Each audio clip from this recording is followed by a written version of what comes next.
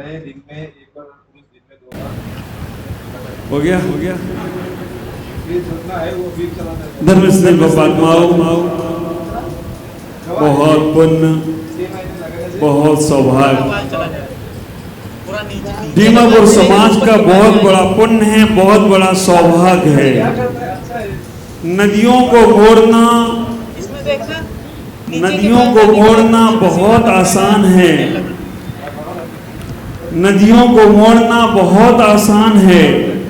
छोटे मोटे सरोवर को मोड़ देना या रोक लेना बहुत आसान है, लेकिन किसी सागर को अपनी ओर मोड़ देना ये बहुत मुश्किल कार्य है।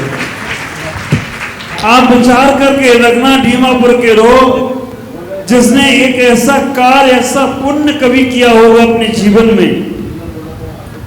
दीमा मतलब नदी, नदियों का पाठ है आसपास में। कभी ऐसा पुण्य किया होगा इन्होंने कि यहाँ संतों के, भगवंतों के चातुर्मास होते रहे, और ये हर जो भी संत यहाँ पूर्वोत्तर में आता है वो जरूर एक बार दीमापुर आने की प्रयास जरूर करता है कि एक बार मैं दीमापुर जरूर जाऊं। और आप विचार करके रखना, मैं तो निकल गया था, कहाँ के कहाँ पहुंच गया था, आधा रास्ता तय करके। ख्याल करके रखना, आधा रास्ता पहुंच गया, बगई गांव तक पहुंच गया, और वहां से आपके पुण्य ने मुझे वापस दीमापुर बुला लिया हो तो कोई आश्चर्य की बात नहीं। मैं इतना ही कहना चाहता हूं कि आपके अंदर जितनी प्यास थी कि महाराज यहाँ आए, उससे ज्यादा मेरे अंदर प्यास थी कि मैं दीमापुर जाऊं और दीमापुर में एक बार भगवान के दर्शन करके आऊं। इसीलिए मैंने कहा सपना था सो साकार हो गया, सपना था सो साकार हो गया, और दीमापुर के भगवान से हमारा दीदार हो गया, दीमापुर के भगवान से हमारा दीदार हो गया। कलकत्ता वाले सोच रहे महाराज ये क्या बोल रहे हो। आप विचार करके रखना, वर्षा योग का पुण्य बहुत बहुत तीव्र होता है। वर्षा योग चातुर्मास हर किसी को मिलता नहीं है। जहां होता है चतुर लोगों का वास, वहीं होता है चातुर्मास। आप विचार करके रखना, हो जहां होता है चतुर लोगों का वास, वहीं होता है चातुर्मास। जहां होती है गहरी प्यास, वहीं होता है चातुर्मास। आप ख्याल करके रखना, जहां जुड़ती है आत्मा की आस, वहीं होता है चातुर्मास। दीमापुर का इतिहास स्वर्ण अक्षरों में लिखने वाला है, क्योंकि आज तक के मेरे जो चातुर्मास हुए वो सब दक्षिण में हुए, उत्तर में हुए, लेकिन ये पूर्वोत्तर का चातुर्मास गुवाहाटी के बाद दीमापुर का नंबर लगा है। कल होगा चातुर्मास की शुरुआत। इतना ही विचार करना, हम साधु लोग 4 महीने तक एक स्थान पर रुकते हैं, हमेशा नहीं रुकते हैं। कहीं जाएंगे तो 5 दिन रुकेंगे, 10 दिन रुकेंगे, लेकिन ये 4 महीने का समय अगर किसी को मिलता है तो केवल वर्षा योग का जिनके पास पुण्य होता है उन्हीं को मिलता है। तीर्थंकर आदिनाथ से परंपरा शुरू हुई है। तीर्थंकर भगवान जब मुनि अवस्था में थे तब वर्षा योग करते थे। केवली को वर्षा योग करने की आवश्यकता नहीं है। चारण रिद्धिधारी मुनिराज को वर्षा योग करने की आवश्यकता नहीं है। चारण रिद्धिधारी मुनिराज हर दिन वर्षा योग में भी 4 कोस विहार करते हैं। तीर्थंकर का समोसन वर्षा योग में भी जहाँ जहाँ षष्ठियों के पुण्य होते हैं, जीवों के पुण्य होते हैं, वर्षा योग में भी उनके विहार होते रहते हैं। केवल सामान्य मुनियों का वर्षा योग होता है। चारण रिद्धिधारी मुनिराज भी वर्षा योग नहीं करते हैं। आदिनाथ भगवान से वर्षा योग की प्रारंभ व्यवस्था बनी हुई है। ख्याल करना, भगवान महावीर ने अपने जीवन काल में 12 वर्षा योग करे। उन्होंने अपने पूरे जीवन काल में 72 वर्ष की आयु में केवल 12 ही वर्षा योग करे। क्यों? बाकी के 60 वर्ष क्या किया उन्होंने? ख्याल करके रखना, 30 वर्ष घर में रहे तो घर में कैसे वर्षावास करते, वर्षा योग करते। और जब दीक्षा ली 30 वर्ष की उम्र में, तो उन्होंने 30 वर्ष की उम्र में दीक्षा लेने के बाद 12 साल मुनि अवस्था में भ्रमण किया, 12 साल मौन रहे, 12 साल उनकी ध्वनि सुनाई नहीं थी। 12 वर्षों में 12 वर्षा योग करे, और 12वां वर्षा योग था जब चंदनवाला के घर आहार लेने चले गए, चंदनवाला के द्वार पर आहार लेने चले गए, और उसी वर्षा योग के बाद उनको केवल ज्ञान हुआ। केवल ज्ञान होने के बाद उनको वर्षा योग करने की आवश्यकता नहीं पड़ी।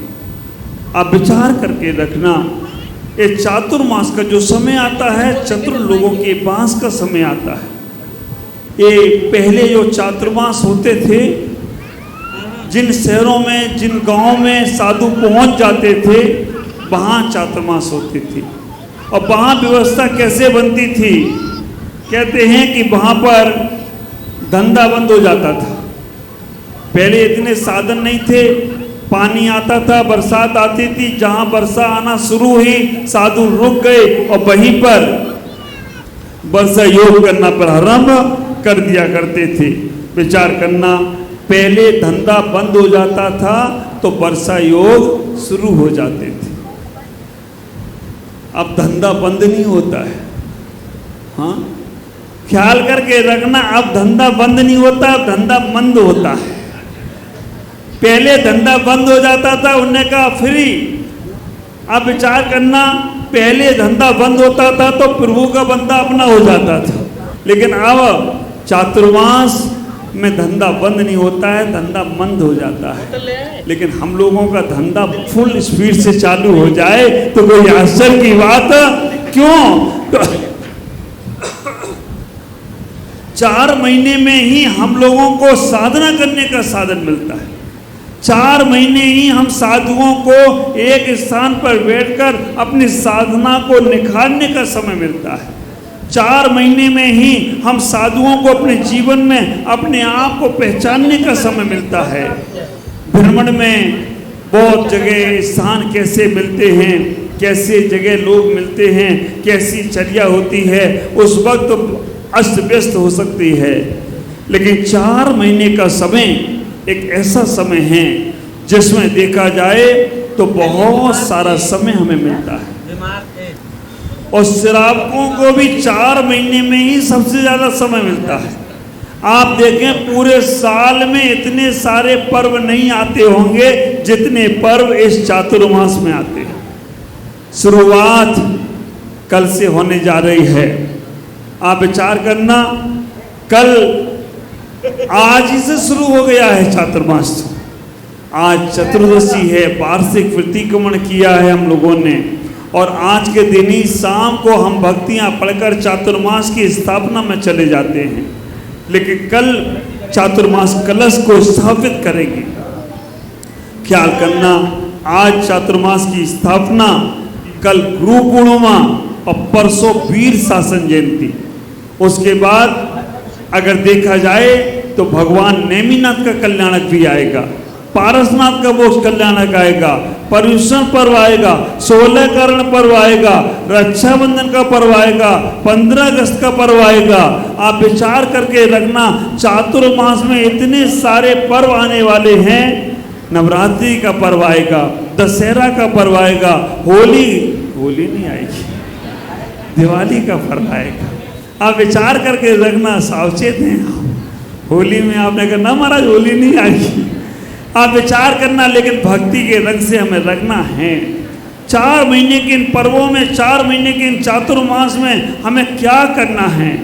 ख्याल करना, एक दृष्टांत में हमेशा सुनाता हूँ, एक दृष्टांत में हमेशा सुनाता हूँ। एक पिता ने अपने बेटे से कहा, एक पिता ने कहा अपने बेटे से कि बेटा तू बड़ा हो गया है, तेरा विवाह करना है। कोई बच्ची तूने देख रखी हो, कोई लड़की तूने देख रखी हो, कोई कन्या तूने देख रखी हो, तो मैं तेरा विवाह उससे करा सकता हूँ। ख्याल करना, पहले का ज़माना था जब माता पिता अपने बच्चों के लिए बच्चियाँ देखते थे।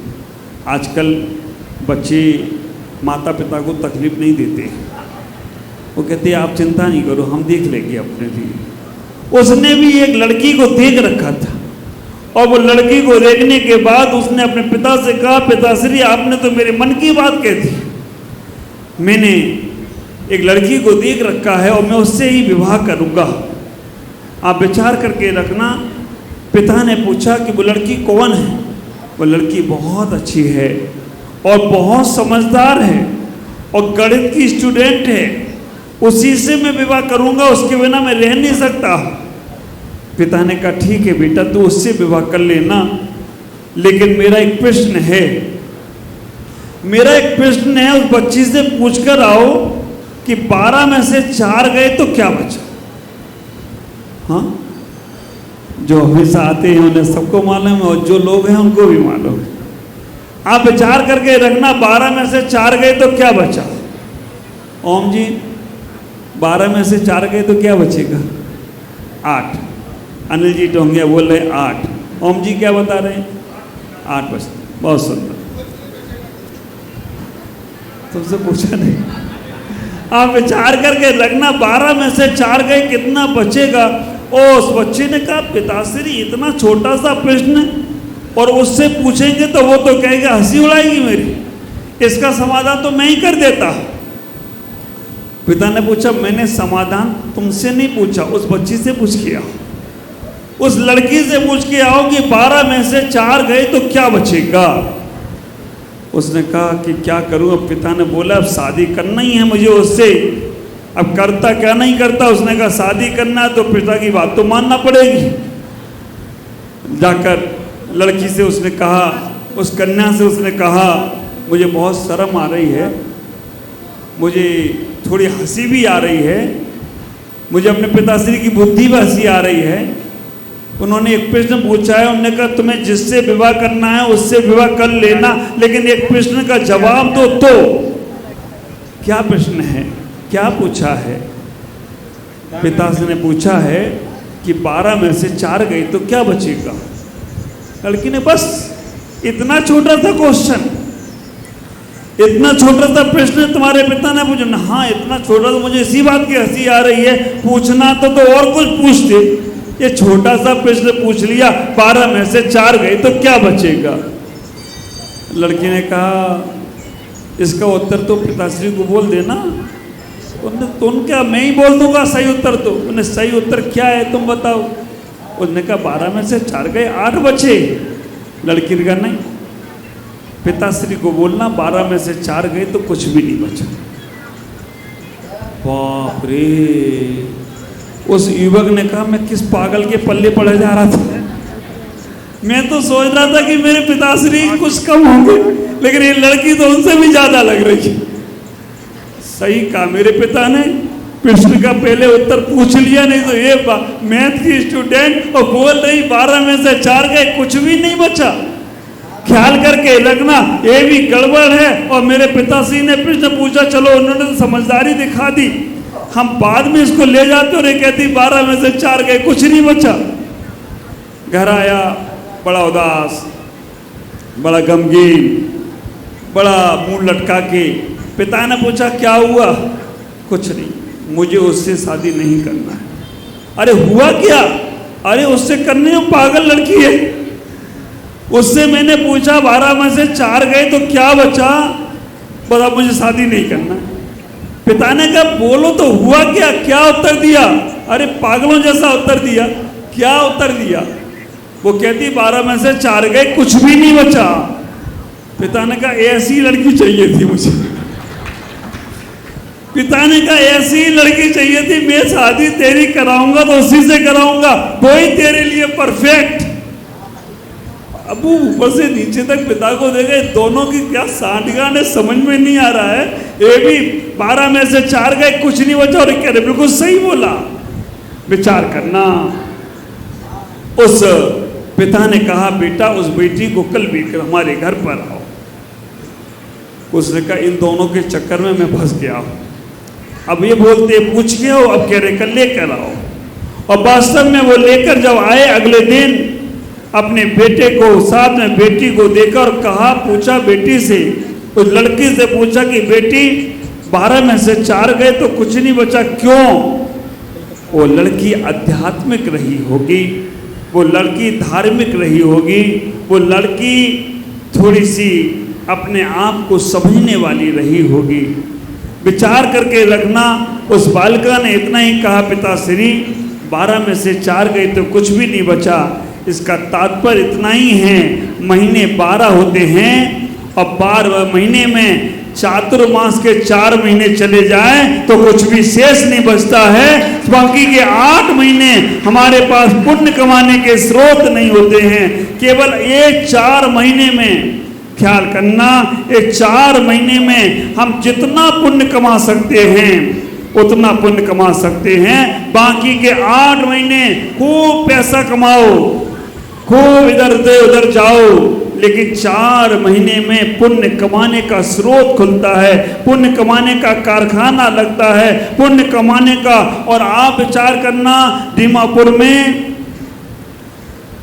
कई जगह समाजें हैं, लेकिन दीमापुर का कितना पुण्य है कि यहाँ चतुर्विध संघ का चातुर्मास होने जा रहा है। यहाँ चतुर्विध संघ, और चतुर्विध संघ के साथ साथ हम साथ आप विचार करके रखना, हम साथ हैं और साथ ही साथ रहने वाले हैं।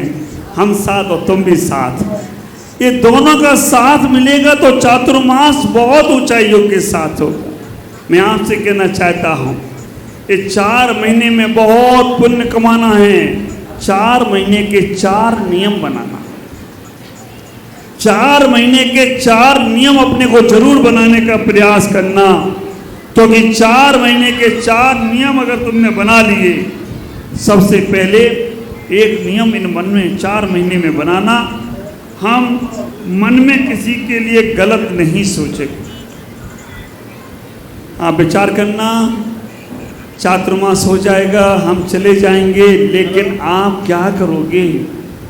पहला नियम आप अपने मन में बनाना कि हम किसी के बारे में गलत नहीं सोचेंगे। 4 महीने का पहला नियम ये बनाना, किसी के बारे में गलत नहीं। दुनिया हमारे बारे में गलत सोचे तो सोचे, लेकिन हम किसी के बारे में गलत नहीं सोचेंगे। पहला नियम बनाना। दूसरे नंबर का नियम, 20,000 इकट्ठा कर लिया अपने, अच्छे कामों को कल पे मत डालना।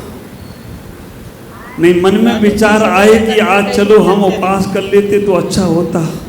हाँ, बहुत से लोगों ने सोचा होगा, महाराज आए हैं, चलो हम नियम ले लेते तो अच्छा होता। लेकिन ज्ञान 25 का उपवास आज से शुरू हो गया और नहीं ले पाए तो चला भी गया। अच्छे काम का मन हो तुम्हारा तो कल पे मत डालना। बोली ले लेते तो अच्छा होता, आज में चतुर्दशी को पाद विचारण का सौभाग्य मिल जाता। अब कल का भरोसा नहीं है, कल तो गुरु पूर्णिमा है, अब मिलेगी कि नहीं मिलेगी। आज तो मंजू बहन ने मौका ले लिया। आप विचार करके लगना, कल पे मौका टालते जाओगे तो कल कभी आने वाला नहीं है। कल कल करते करते काल आ जाएगा, लेकिन कल आने वाला नहीं है। अच्छे कामों को कल पे मत टालना। कल तुम्हें मौका मिलेगा चातुर्मास के सौभाग्य का, कलश के सारथी बनने का। विचार करके रखना, ये मत सोचना लक्की डोरा वाला निकल आएगा ही मेरा। हमारे जगराव वाले बेटे कल देंगे उनको कलश। गुवाहाटी चातुर्मास का कलश हमारे जगराव पंजाब में गया है, कल उनको हम वो कलश देने वाले हैं यहाँ से। लेकिन यहाँ कल सौभाग्य मिलेगा। दूसरा नियम बनाना अपने जीवन में, मन में, कि हमें अच्छे काम को कल पे नहीं टालना, ज़्यादा सोचना नहीं। तीसरे नंबर पर हमें ऐसा नियम बनाना है, ये चातुर्मास में कोई ना कोई नियम, व्रत, संयम जरूर लेना। सामूहिक रूप से ना बोल सको तो कोई बात नहीं, अकेले आकर ले लेना। महाराज मुझे इस नियम का पालन करना है, आप हमें शक्ति देना।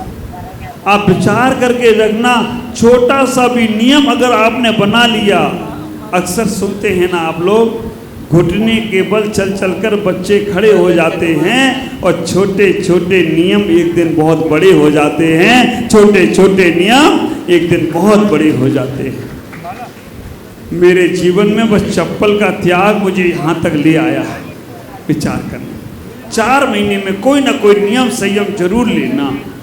चौथे नंबर पर, पहले नंबर का नियम बनाना, मन में किसी के बारे में गलत नहीं सोचना है, क्योंकि मन में गलत सोचते ही हमारे भाव बिगड़ते हैं। हम भले ही बोल ना पाए किसी से, लेकिन हमारी गति बिगड़ जाएगी। अगर तुमने मन में किसी के बारे में गलत सोचा, भले ही बोल नहीं पा रहे हो, वो बड़ा है या वो पावरफुल है, लेकिन तुम मन में रखे हो इसके बारे में, तो आपकी गति बिगड़ेगी ही बिगड़ेगी। मैं नहीं चाहता हूं कि आपकी गति बिगड़े। दूसरे नंबर पर, हम अच्छे कार्यों को कल पे टालेंगे। कल मौका मिला या ना मिला, पल का भरोसा नहीं है, बरसों का सामान जोड़ कर रखा है। ख्याल करके रखना, कैसे कैसे हर कोई विराग सागर नहीं बन पाएगा जो देखते देखते चले जाएं और बोल के चले जाएं। यहाँ तो आंख मुदी और गए। ख्याल करके रखना, वो साधक ऐसा सावचेत कि सब कुछ बोल के चला गया और सब कुछ दे के चला गया। नहीं तो बहुत से लोग चले जाने के बाद भी बाद में मालूम पड़ता है कि क्या हुआ। इसलिए अच्छे कामों को नहीं टालना। तीसरे नंबर पर, हम नियम विरत संयम जरूर लेना। और चौथा नियम अच्छी पुस्तकों को पढ़ना, प्रवचनों को सुनना। आप विचार करके रखना, 4 महीने में हमें बहुत व्यापार बिजनेस किया होगा, लेकिन 4 महीने में अगर तुम्हारे नगरों में साधु हैं, समय निकालकर एक बार उनके पास जरूर जाना। आपके नगर में मेहमान आए हैं और आप उनके पास नहीं गए, ऐसे अतिथि जिनकी आने की भी तिथि नहीं और जाने की भी तिथि नहीं है, ख्याल करना। लेकिन दीमापुर वाले कहते हैं, महाराज हम पहले से तो छेड़ते नहीं है किसी को, और छेड़ते हैं तो फिर छोड़ते नहीं है उसको। आप विचार करके रखना, पहले तो छेड़ते नहीं है और छेड़ते तो छोड़ते नहीं है। चौथा नियम अपना बनाना, कोई ना कोई धार्मिक पुस्तक का रोज 1 पेज पढ़ना। अगर तुम्हारे नगर में साधु हैं तो उनके प्रवचन में, उनकी क्लास में जरूर जाना। सुबह से नहीं जा पाओ तो शाम को भैयावृत्ति में चले जाना, है ना। भैयावृत्ति में सुनने को नहीं मिलेगा, सुनाने को मिलेगा। क्यों राजू भाई, आप विचार करके रखना, भैयावृत्ति में चले जाना। आप कम से कम उनकी सेवा करके पुण्य तो अर्जन कर लेना। 4 महीने तक इन नियमों का पालन करने का प्रयास करना। मैं आपसे इतना ही कहना चाहूँगा, ये जीवन हर बार मिलने वाला नहीं है। चातुर्मास बड़े पुण्य और सौभाग्य से मिलता है। साधु लोग चातुर्मास इसलिए करते हैं, बहुत से सूक्ष्म जीवों की उत्पत्ति शुरू हो जाती है, बहुत से छोटे छोटे जीव उत्पन्न होने लगते हैं। उन जीवों की रक्षा के लिए चातुर्मास करते हैं। आप ख्याल करो, हम साधु संत 4 महीने तक कई भ्रमण नहीं करते हैं। हमारे भोले श्रावकों को भी चातुर्मास में ऐसे संकल्प बनाना है, ऐसा मन बनाना है कि भगवान मैं भी चतुर्गति से छूट सकूं, मैं भी चतुर्गति के भ्रमण से बच सकूं। बना लेना मन अपना नियम ऐसा। 4 महीने हम कम से कम उपवास ना कर पाए तो एक बार भोजन करने का नियम बनाना। एक बार भोजन करने में मन नहीं माने, इसका हमें कभी शुगर आदि है तो हम 2 बार भोजन का नियम बनाए। तीसरी बार अनाज नहीं खाएंगे, कुछ नहीं घटेगा। आप विचार करना, ये हमारी माता जी है ना, परम दिव्याश्री, एक बार खाती हैं फिर भी हम सबसे भारी। आप विचार करना, आप 2 बार खाना फिर भी कुछ नहीं घटेगा। ख्याल करो, इतना ही विचार करके रखना। 2 बार अनाज खाएंगे ऐसा मन बना लेना। हमें 2 बार ही अनाज खाना है और दिन भर में 5 बार पानी पीना है। बनाओ, मन बनाओ। इतना करना पाओ तो कम से कम ये नियम बनाना, अपने शहर में रहेंगे तो हम होटलों पे भोजन नहीं करेंगे। विचार करना, बहुत सारे नियम हैं, पूरा पर्चा मैंने दिया है लोगों को। कल हम पर्चा लेंगे सभी से, कल नियम संकल्प दिलवाने का प्रयास करेंगे। आज इतना ही कहना चाहूँगा कि अपने जीवन को व्यवस्थित बनाएं। कल व्यवस्थित रूप से हम चातुर्मास की घोषणा करेंगे। चातुर्मास का गुरुजी ने पत्र जो लिख कर भेजा है उसे पढ़ेंगे। कल हम देखेंगे कौन अपने घर से श्रीफल लाता है चातुर्मास के लिए। मंदिर का नहीं उठाना, घर से लेकर आना है। मंदिर का उठाया और मंदिर में चला देते हो। कल मैं देखूंगा किन किन की भावना है चातुर्मास के लिए, कौन उस चातुर्मास में, और मेरी भी क्या इच्छा है चातुर्मास में, वो सब चर्चा मैं आपसे कल करूंगा। आज इतना ही कहना चाहता हूँ कि 4 महीने में आप अपने जीवन को, पुण्य को जितना बढ़ा सको बढ़ाने का प्रयास करना। दूर सुदूर से जो मेरे भक्त आए हैं, बड़ी आस और बड़ी प्यास लेकर आए हैं। कल गुरु पूर्णिमा पर गुरु संस्कार महोत्सव पहली बार उनको देखने को मिलेगा। आज तक मैंने कभी गुरु संस्कार महोत्सव का आपने गुरु स्वीकार किया है मुझे, लेकिन मैंने आज तक आपके ऊपर संस्कार नहीं की। आप विचार करके रखना, इतनी परीक्षा तो भगवान भी नहीं लेता हो, लेकिन कल तुम्हारी परीक्षाओं का फल पूर्ण होने वाला है। और ये इतिहास दीमापुर में लिखा जाएगा कि महाराज ने गुरु संस्कार महोत्सव कहाँ शुरू किया, तो दीमापुर में किया। कल सुबह 5 बजे हम प्रातः सबसे पहले सभी लोग जो बाहर के लोग हैं, जो यहाँ के स्थानीय लोग हैं, उनसे हम 6 बजे के बाद मिलेंगे।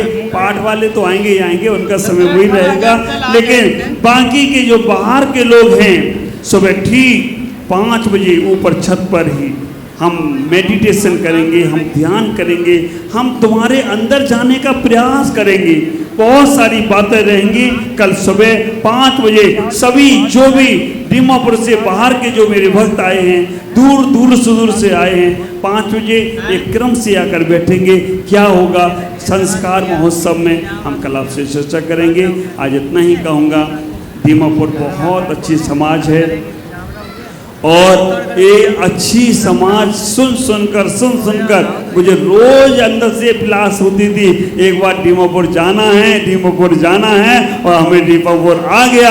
और वास्तव में वैसे तो ये था कि आकर चला जाऊंगा, लेकिन मुझे क्या मालूम था कि आपकी प्यास इतनी गहरी है कि मुझे जल्दी से जाने देने वाले नहीं हो।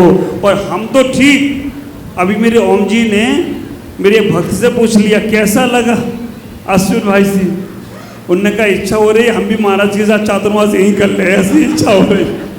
ख्याल करना, पुण्य चाहिए, भक्ति चाहिए, भावना चाहिए। आज इतना ही। ओम नमः, जय गुरुदेव। सभी को मंगल में आशीष। रात में